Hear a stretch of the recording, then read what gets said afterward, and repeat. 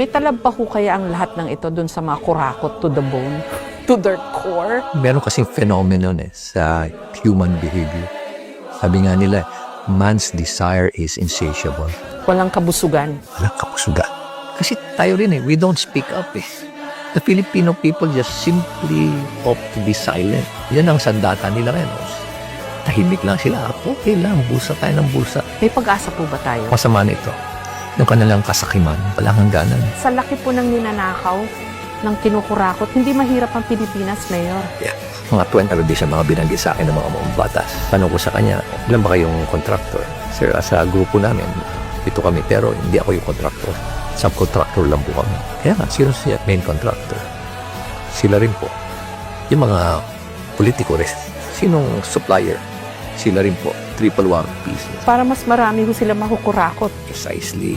At nakaka-insulto na, sige, lagyan na natin yan. Hindi naman nakakaintindi yung mga Pilipino dyan. Parang ganun na. Nakaka-insulto naman kayo.